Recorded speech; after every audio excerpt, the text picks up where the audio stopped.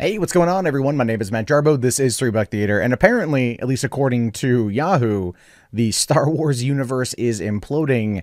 And I've already seen a couple videos about this pop up with people that are effectively kind of cheering the situation as a whole. Very happy to see that things are not all rainbow, sunshine, and blowjobs over there in Lucasfilm, and they want to see it topple. They want to see it burn. I'm not of that particular belief. I want the franchise to grow. I want it to be successful. I want it to keep going. But there clearly are things that need to change. And the more that you get articles like this one here from Yahoo Finance, where it asks the question, is Disney's Star Wars universe imploding?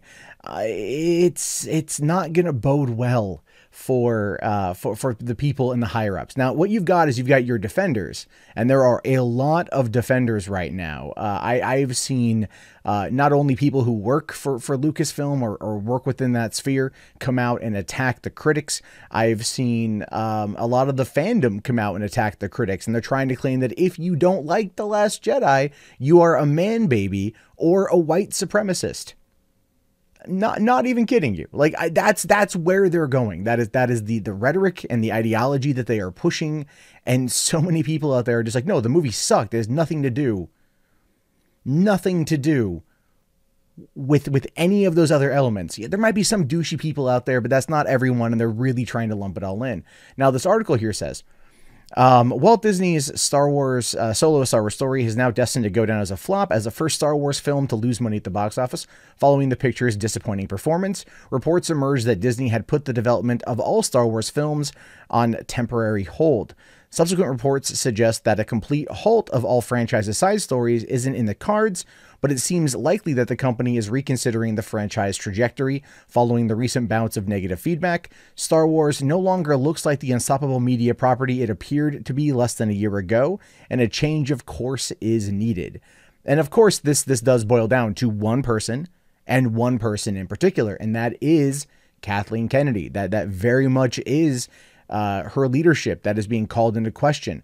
And again, there's a lot of defenders that are just like, but you got to give her credit. You got to give her time. Like, she's had 6 years she's been running Star Wars, and I have made the claim, the speculative claim, obviously, that she doesn't like it anymore, that subconsciously maybe she's trying to find her way out, that she's trying to just eliminate Star Wars from her life because that's what's consumed her. Disney's only wanted Star Wars, and that's all she's done. And I can understand that. I can, honest to God, understand that perspective, because not everybody wants to be involved in the same thing day in and day out. I mean, I love talking Star Wars news on this channel, but I also enjoy talking about a wide variety of other things because that's where I happen to just enjoy the entire sphere of the entertainment spectrum, and not just one particular franchise over another. But still, Star Wars is just juicy right now, and this article, well, it goes on to get a little juicier. Going on to say, more than a month after the film's release, Solo's box office sits at roughly $350 million worldwide.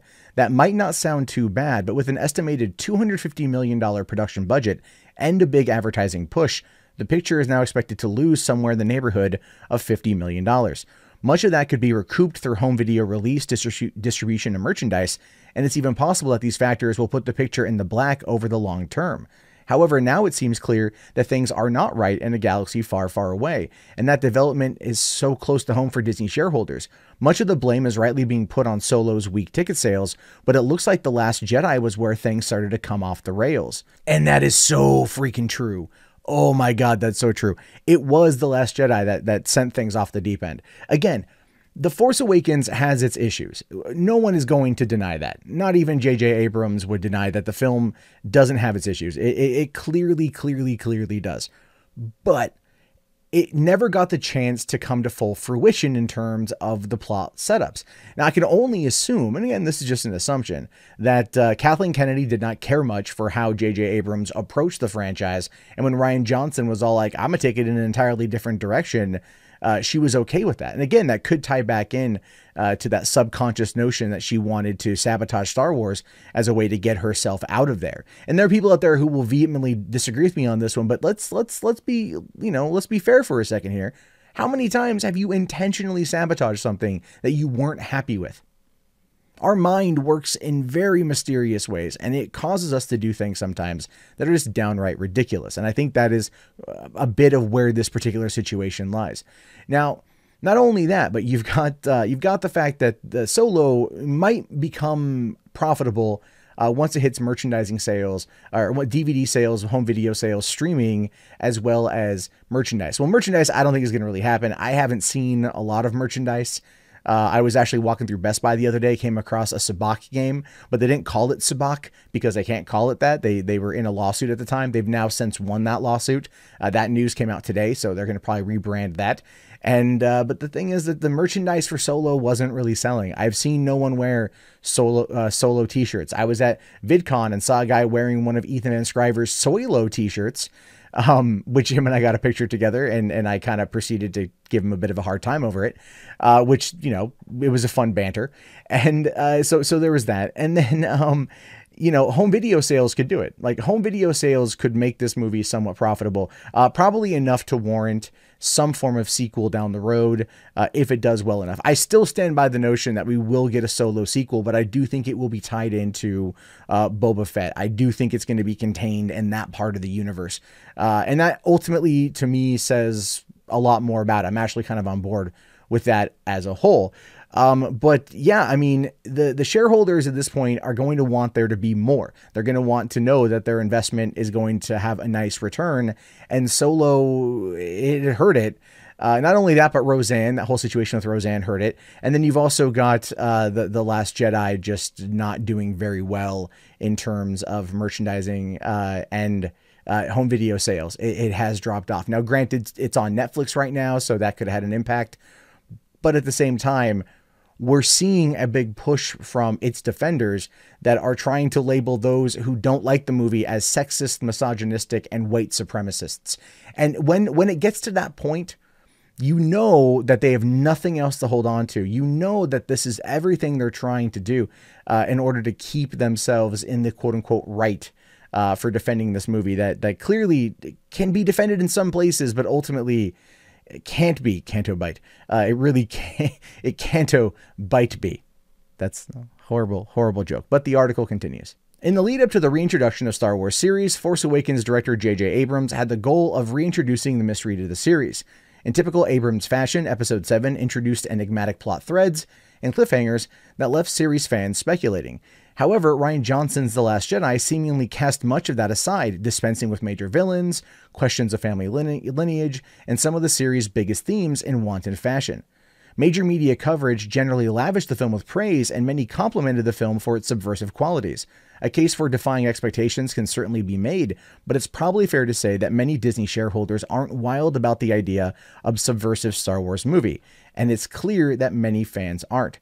While The Last Jedi earned the approval of 91% of professional critics on Rotten Tomatoes, just 46% of fans on the website gave the picture a positive score.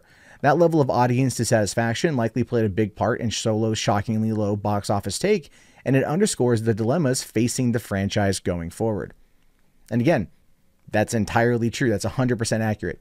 There are people out there who refuse to see Solo simply because of The Last Jedi. They hated everything about The Last Jedi. They didn't want to reward Solo with their money, and that's their right to do as consumers. I saw Solo opening night.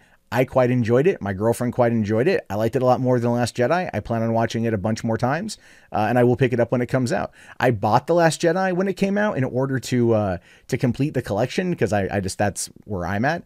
And it still sits unopened months later. And even The Last Jedi streaming on Netflix, my girlfriend kind of piqued a bit of interest into watching it the other day. And I'm all like, do you want to do that, or do you want to go back to Luke Cage? And she's like, oh, hell yeah, Luke Cage. That shit's awesome. So we marathon Luke Cage, and she's been actively avoiding watching The Last Jedi, seeing as much as I complained about it. And this is, again, a big problem. People are just not going to be engaging with the film as much as they could. And it's sad, because I think that had there been a couple of narrative edits and probably a couple of quick changes, they could have made the film a bit less subversive and a bit more to the point of what Rian Johnson was trying to make. But we know when it comes to Rian Johnson that he doesn't care. He doesn't care. At least that is the portrayal that he has put out there. In fact, he does care. I'm going to talk about that in an upcoming video, because he defended it in a way that I actually found respect in. And we're going to get to that in a little bit later. But for this one, according to the financials, looking at Yahoo Finance and the way things have been, yes, the franchise is imploding. Yes, the fans are not coming in as much as they want them to. This could impact Disney or Disney's Star Wars Resistance animated show. This could impact book sales. I do believe it's impacted merchandising sales, and I believe it's definitely going to impact Episode 9 box office, provided that the ship is not corrected somehow. And I honestly feel, and I stand by this too, that if Disney wants Episode 9 to earn more than Solo and maybe to outperform The Last Jedi, they have to put up a show of good faith to the fans. And as bad as it may seem right now, that number one sign of good faith that Bob Iger could deliver fans to let them know that they're listening would be with the firing of Kathleen Kennedy. There's no other way around it. That is what fans want, because they put the blame squarely on her shoulders, where, yes, it 100% lies. The buck stops with her. Any kind of deflection from that is just being dishonest to not only yourself, but anyone out there who likes Star Wars. And that is just currently where we find it. She has got to go. And if that particular phone call from Bob Iger with all the heads of the studio about Kathleen Kennedy really happened, that is a very demoralizing take on it. That's a very demoralizing act. And it's kind of scummy. I'm not going to lie. I wasn't necessarily fond of what Grace Randolph reported on in that regard. But if it happened, it goes to show you where things are at. You know, and it might be better at this point for Kathleen Kennedy to simply just look for a successor and quietly resign. If she cares about Star Wars, if she cares about the franchise, if she cares about the future of her legacy, that's how you salvage it. But in the meantime, the fans are going to continue to jettison. And I don't think there's any way to really stop it without there being a massive, massive change. And that is going to be from the leadership down. So those are just kind of my thoughts on the subject. Curious to know what you guys have to say about this. Let me know in the comments below. Do you think Star Wars is imploding? Are there ways to save it? Definitely fill me in. Post your comments. I'll talk to you guys later. Have yourself a great day, and peace out.